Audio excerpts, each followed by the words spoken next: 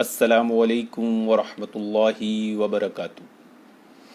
نحمدہ ونصلی علی رسولہ الکریم، اما بعد۔ محترم ناظرین، بڑے ہی افسوس کا مقام ہے۔ دیکھیے، کورونا کال چل رہا ہے، ہر طرف ہاہاکار مچا ہوا ہے، اور ایسے حالات میں بھی ان صوفی بدعتیوں کو، ان بدعقیدہ رکھنے والے مسلکوں کو، مثال کے طور پر دیوبندی بریلوی کو، ایسے حالات میں بھی توحید کی کوئی فکر نہیں ہے، بلکہ اپنے مسلکوں کو ترویج دینے کی فکر ہے۔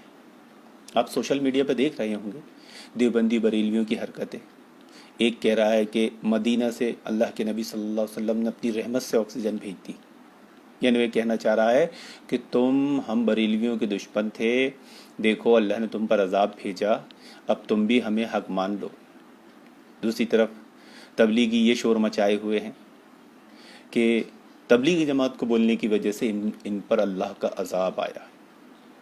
کتنے افسوس کا مقام ہے، کتنے رنج اور غم کی بات ہے محترم حاضرین، کہ ایسے حالات میں بھی ایک مسلمان کی ذمہ داری ہے کہ وہ توحید کو اولین فضیلت دے، اور اس کی دعوت کرے، اس کو ترویج دے، اس کو عام کرے کہ ایسے حالات میں آدمی اگر جائے دنیا سے تو توبہ کر کے جائے، توحید پر عمل پیرا ہو جائے، توحید پر ایمان لے آئے، ایمان والا بن کر جائے، دنیا کی زندگی جیسی گزری تھی اس کو بھول جائے، آنے والی زندگی کی فکر کرے۔ اس کی ان کو کوئی پرواہ، کوئی فکر نہیں ہے۔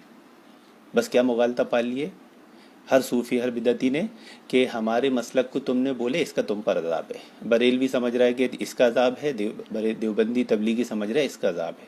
ارے بھائی جاگو، یہ تمہارے کو بولنے کا عذاب نہیں ہے، بلکہ یہ تو اسلام سے دشمنی ہے، بلکہ یہ تو اللہ کے نبی صلی اللہ علیہ وسلم سے دشمنی، حضرت خدیجہ رضی اللہ عنہا سے دشمنی، حضرت عائشہ رضی اللہ عنہا سے دشمنی، حضرت فاطمہ رضی اللہ عنہا سے دشمنی، اسلام سے دشمنی کی وجہ سے ان پر عذاب آ رہا ہے، تمہارے بولنے کی وجہ سے نہیں آ رہا ہے۔ اگر یہ اصول کو اپلائی کر لیا جائے تو پھر تو عذاب کے مستحق تم خود بن جاؤ گے۔ کیوں؟ کیونکہ اللہ کے نبی صلی اللہ علیہ وسلم، آپ کے اہل بیت، صحابہ اکرام سب اہل حدیث تھے۔ اب ان کو بولنے پر اگر کافروں پر عذاب آ سکتا ہے تو دیوبندی، بریلوی، شیعہ، رافضی تو دن رات اہل حدیث کو بولتے، دن رات اہل حدیث پہ تان و تشنی کرتے ہیں، دن رات اہل حدیث سے بغض و جلن حسد ظاہر کرتے ہیں، یہاں تک کہ اہل حدیث کی مساجدوں پر بھی حملے کرتے ہیں، یہاں تک کہ اہل حدیث کی مساجدوں کو شہید تک کر دیتے ہیں۔ اگر تم یہ دکھا رہے ہو کہ فساد میں بریلوی مسجد پر حملہ کیے، اس کا عذاب ہے ان پر، فساد میں کورونا کال میں تبلیغی جماعت کو ٹارگیٹ، اس کا عذاب ہے ان پر، تو پھر تمہیں اس سے زیادہ ڈرنا چاہیے، کیونکہ تم تو دن رات اہل حدیث کے ساتھ تان و تشنی کرتے ہو، ان پر حملے کرتے ہو، ان کی مساجدوں پر حملے کرتے ہو، اس کو شہید تک کر دیتے ہو۔ لیکن مسئلہ یہ ہے کہ بھائی تمہیں توحید سمجھتی نہیں۔ اگر تمہیں توحید سمجھتی تو ایسے حالات میں اپنے باطل مسلک کی ترویج کو چھوڑ کر توحید کی دعوت کو عام کرتے، اس بات کی فکر کرتے کہ لوگ ہاسپٹلوں میں ہیں تو وہ کیسے وہ اہل توحید بن جائے، کیسے وہ شرک اعمال اور فضولیات کو چھوڑ دے، کیسے وہ تعویذ پر اعتماد کرنا، تعویذ کو ترک کر دے، کیسے وہ غیر اللہ کو پکارنا اور دن رات غیر اللہ کو پکارنا ہاسپٹل میں ترک کر دے، اور صرف خالص ایک اللہ کو پکارے، اور اسے یقین ہو جائے کہ اللہ، اس کے رسول، اس کے صحابہ، اس کے اہل بیت، اسلام اور ان کے طریقے پر چلنے والی خالص جماعت اہل حدیث کے خلاف بولنے کا کیا انجام ہو سکتا ہے، کیا عذاب ہو سکتا ہے۔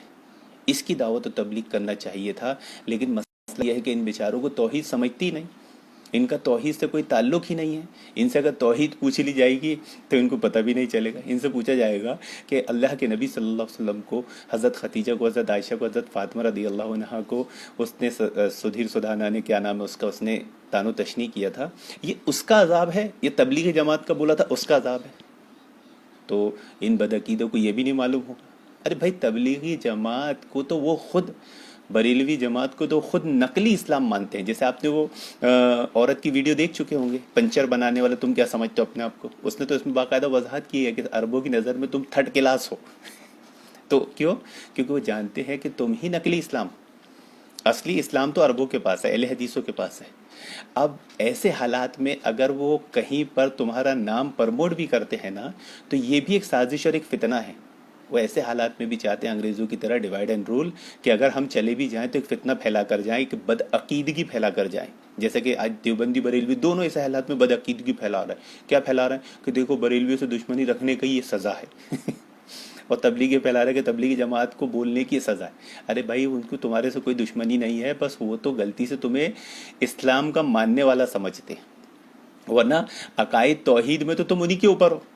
وہ تم نے آر ایس ایس کے سدرشن کی اس کا ویڈیو نہیں دیکھے کہ بولتا بریلوی تو پورے ہمارے طریقے پر ہے، بس جو جو چیزیں ہم میں ہیں انہوں نے اس کو تھوڑا تھوڑا سا بدل لیا ہے۔ تو عقیدہ منہج مسلک میں تو بھائی تم بھی صوفی وہ بھی صوفی، تو تم سب صوفی ہو۔ تو اگر تم سمجھتے ہو کہ اسلام کے خلاف بولنے کی وجہ سے، اللہ اور اس کے رسول اور صحابہ اہل بیت کے خلاف بولنے کی وجہ سے صوفیوں پر عذاب آیا ہے، تو آپ بھی تو صوفی ہو، آپ پہ بھی آئے گا۔ تو ڈرنا تو آپ کو چاہیے، اور ان لوگوں کو ڈرنا چاہیے جو ایسے حالات میں بد عقیدگی پھیلانے سے بھی باز نہیں آ رہے ہیں، توبہ نہیں کر رہے ہیں، توحید کی دعوت کو اہمیت نہیں دے رہے ہیں۔ تو پھر میں نے ایک اور آخری بات بولنا چاہتا ہوں کہ ڈرو اہل حدیث سے بغض رکھنے والوں، اہل حدیث پر طعن و تشنیع کرنے والوں، اہل حدیثوں پر حملہ کرنے والوں، اہل حدیث کو دن رات گالیاں دینے والوں، اہل حدیث کی مسجد پر حملہ کرنے والوں، اہل حدیث کی مسجد کو شہید کرنے والوں، ڈرو، پھر تو تمہارا نمبر بھی آنا پکا ہے۔